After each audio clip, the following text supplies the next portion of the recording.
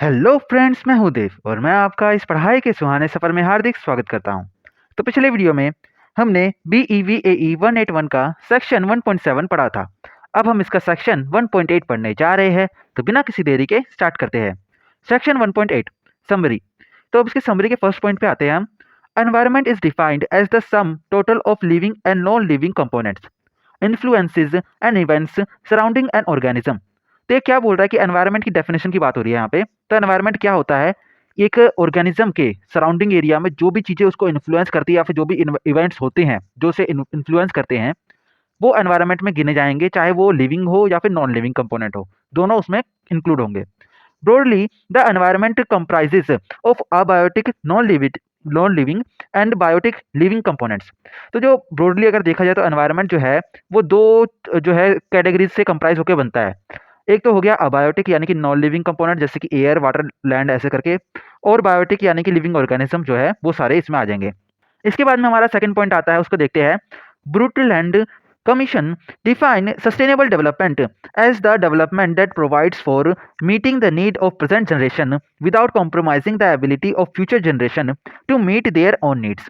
तो यहाँ पे एक ब्रूडलैंड कमीशन जो थी उन स्टैब्लिश हुई थी, तो उन्होंने सस्टेनेबल डेवलपमेंट जो है, सस्टेनेबल डेवलपमेंट की क्या डेफिनेशन बताई कि ये एक ऐसी डेवलपमेंट होती है जो कि हमें प्रोवाइड करती है कि हम प्रेजेंट जनरेशन की जो भी नीड है वो पूरा कर पाएँ, विदाउट कॉम्प्रोमाइजिंग फ्यूचर जनरेशन की नीड जो है या फिर उनकी एबिलिटी को, कि वो अपने नीड्स को अचीव कर पाए, उनकी एबिलिटी नहीं गंवानी, यानी कि हमें भी अपनी जो है ज़रूरतों को पूरा कर पाएँ और फ्यूचर जनरेशन भी अपनी ज़रूरतों को पूरा कर पाएँ। ऐसी डेवलपमेंट को हम सस्टेनेबल डेवलपमेंट कहेंगे। It has been said, third point है, it has been said that sustainable development is an ideal which no societies have been able to achieve. तो सस्टेनेबल डेवलपमेंट एक ऐसा आइडियल है जो कोई सी भी सोसाइटी जो है अभी तक अचीव नहीं कर पाई है। Neither as with justice, equality and freedom, it is important to uphold sustainable development as an ideal, a goal towards which all human societies need to be moving। तो इसके बावजूद जो यानी कि सोसाइटीज़ कोई से भी इसको अचीव नहीं कर पाई है, इसके बावजूद जिस तरीके से जस्टिस, इक्वालिटी और फ्रीडम को हम लेते हैं, ये भी कहीं पे भी पूरी तरीके से अचीव नहीं हो पाती है, पर हम इसको आइडियल लेके चलते हैं। उसी तरीके से हमें भी सस्टेनेबल डेवलपमेंट को अपहोल्ड करके यानी कि एक आइडियल के रूप में देखना चाहिए। एक ऐसे गोल की तरफ, एक ऐसे गोल की तरह देखना चाहिए जिसकी तरफ हमें पूरी ह्यूमन सोसाइटी को मूव करना है। इसके बाद में हमारा फोर्थ पॉइंट आता है। Sustainability refers to a process which can be continued indefinitely without depleting the resource based on which it depends.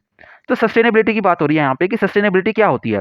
तो सस्टेनेबिलिटी एक ऐसा प्रोसेस है जो कि हम अनंत तक उसको लगातार चला सकते हैं, बिना उसके जो वजूद यानी कि उसके जिसके ऊपर वो प्रोसेस बेस्ड है उस सोर्स को बिना डिप्लीट किए हुए। Therefore, it is the practical goal towards which our interaction with the natural world should be working। तो ये बोल रहा है कि ये एक प्रैक्टिकल गोल है जिसकी तरफ में हमें जो है वर्क करना चाहिए कि हमारे इंटरेक्शन जो है नेचर के साथ में, our interaction with natural world, तो हमारे जो इंटरेक्शन है नेचुरल वर्ल्ड के साथ में वो इस तरीके का होना चाहिए कि सस्टेनेबिलिटी हो उसमें। इस तरीके से हम जो है अपने गोल को अचीव कर पाएंगे, प्रैक्टिकल गोल को अचीव कर पाएंगे। The guiding principle of sustainability cut across ecological, economical, social and cultural dimensions and there are obvious trade-offs। तो ये बोल रहा है कि जो गाइडिंग प्रिंसिपल है सस्टेनेबिलिटी का, वो क्या क्या चीज़ें, क्या क्या एरिया कवर करता है। उसके इकोलॉजिकल एक्सपेक्ट है, इकोनॉमिकल एक्सपेक्ट है और सोशल एक्सपेक्ट्स है, कल्चरल डायमेंशन भी है उसका। तो ये सारे एक्सपेक्ट्स हैं और इनके बीच का यानी कि इनका कॉम्बिनेशन भी, ट्रेड ऑफ जो बोल सकते हैं वो भी है।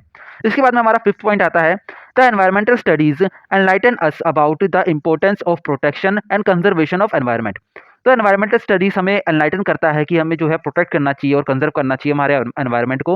Eight present, due to our aggressive consumerist lifestyle and carbon intensive industrial development, we have created a large number of environment issues both in terms of magnitude, intensity and complexity at local, regional and global level. तो ये क्या बोल रहा है कि आज के समय में, प्रेजेंट टाइम में, हमारे जो एग्रेसिव कंजम्पशन है, जो नेचुरल कंजम्पशन है यानी कि जो भी एनवायरनमेंट हमें दे रहा है उसकी कंजम्पशन हमारी बहुत ज़्यादा एग्रेसिव है। और कार्बन इंटेंसिव जो इंडस्ट्रियल डेवलपमेंट है, जिसकी यानी कि हम इंडस्ट्रियल डेवलपमेंट कर रहे हैं पर उसमें कार्बन डाइऑक्साइड या फिर कार्बन के जो प्रोडक्ट्स होते हैं वो ज़्यादा निकल रहे हैं। वी हैव क्रिएटेड, तो हमने बहुत सारे एनवायरमेंटल इशूज़, इन दोनों चीज़ों को करते हुए बहुत सारे एनवायरमेंटल इशूज़ को रेज कर दिया है, जो कि मैग्नीट्यूड में भी ज़्यादा है, उनकी इंटेंसिटी भी ज़्यादा है और कॉम्प्लेक्सिटी भी ज़्यादा है। और ये सारी जो चीज़ें हैं ये लोकल, रीजनल और ग्लोबल लेवल, तीनों लेवल पे हैं। As a result the quality of life and even survival of humankind on earth are threatened. तो इसकी वजह से हमारी जो क्वालिटी है लाइफ की वो भी थ्रेटन हो रही है और हमारा as a human being survival भी हमारा जो है वो खतरे में है अब। We study about these issues and suggestive measures for mitigation in the environmental studies। तो हम जो है इसको पढ़ते क्यों है, ये पढ़ते हैं इसमें इश्यूज और सजेस्टिव मेजर्स यानी मेजरमेंट्स, यानी कि इसके इश्यूज जो हैं उनके बारे में पढ़ते हैं एनवायरमेंटल स्टडीज़ में, और सजेस्टिव मेजरमेंट्स यानी कि हमें क्या क्या मेजरमेंट्स यानी कि लेने चाहिए, कदम लेने चाहिए ताकि हम जो भी ये हुए हैं, ये डैमेज हुई है, इसको कम कर पाए और उसको यानी कि इम्प्रूव भी कर पाए, जो हेल्थ है एनवायरमेंट की उसको भी इम्प्रूव कर पाए। तो ये सारी चीज़ें हम जो है एनवायरमेंटल स्टडीज़ में पढ़ते हैं। तो यहाँ पे हमारा सेक्शन 1.8 खत्म होता है। इसके बाद में हमारा सेक्शन 1.9 आता है, पर उससे पहले हम जो है अपना यूनिट के स्टार्टिंग में जो हमें दे रखा था एक्सपेक्टेड लर्निंग आउटकम्स, उसको पढ़ने जाएंगे। तो चलिए अब हम एक्सपेक्टेड लर्निंग आउटकम्स पे आ गए हैं। अब यहाँ पे हम इसको चेक करते हैं कि हमें जो ये स्टडी हम यूनिट 1 हमने पढ़ लिया है, तो इस यूनिट से हमें क्या क्या चीज़ें सीखने को मिली है, ये सारी चीज़ें हमने अचीव कर ली है कि नहीं कर ली है। After completing the study of this unit you should be able to, हमें क्या क्या आना चाहिए, explain the importance of environment in our life and surrounding. तो एनवायरनमेंट का इंपॉर्टेंस हमें पता चल गया है कि हमारी लाइफ में और हमारे सराउंडिंग में उसका कितना ज़्यादा इंपॉर्टेंस है। एक्चुअली जो भी चीज़ें हमें इन्फ्लुएंस करती है वही एनवायरनमेंट है। तो एनवायरनमेंट जो है वो बहुत ही ज़्यादा इंपॉर्टेंट रोल प्ले करता है। इसके बाद में सेकंड पॉइंट हमारा आता है recognise the importance of the concept of sustainability and sustainable development.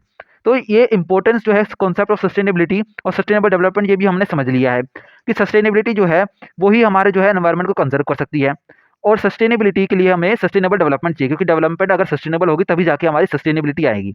इसके बाद में हमारा जो नेक्स्ट पॉइंट आता है analyse the multidisciplinary nature of the environmental studies. तो हमने जो है एनवायरमेंटल स्टडीज़ का मल्टीडिसिप्लिनरी नेचर जो है वो भी हमने यहाँ पे देखा कि वो किस तरीके से अलग अलग एक्सपेक्ट्स में बढ़ता है। इकोनॉमिकल इकोलॉजिकल एक्सपेक्ट्स भी है, इकोनॉमिकल एक्सपेक्ट्स भी है, और भी बहुत सारे एक्सपेक्ट्स है इसके। इसके बाद में फोर्थ पॉइंट पे आते हैं appreciate the importance and scope of environmental studies. तो इसके बाद में हम जो है अप्रिशिएट करना आना चाहिए कि इंपॉर्टेंस और स्कोप जो है एनवायरमेंटल स्टडीज़ का, उसके बारे में हमें उसको अप्रिशिएट भी करना आना चाहिए, और उसका स्कोप को भी हमें समझ में आना चाहिए। उनको अप्रिशिएट भी करें हम और उसके स्कोप को भी हम समझें। इसके बाद में हमारा आता है सेक्शन 1.9 टर्मिनल क्वेश्चंस, जो कि हम नेक्स्ट क्लास में पढ़ेंगे। तो आज के लिए इतना ही। अगर आपको कोई डाउट हो तो आप उसे कमेंट सेक्शन में लिख सकते हैं ताकि एक डिस्कशन स्टार्ट हो सके, और जो भी डाउट ज़्यादा पूछा जाएगा मैं उसके ऊपर वीडियो भी बनाऊंगा। So put your doubts in the comment section below and I am looking forward to studying with you again. So see you in the next video. Bye bye.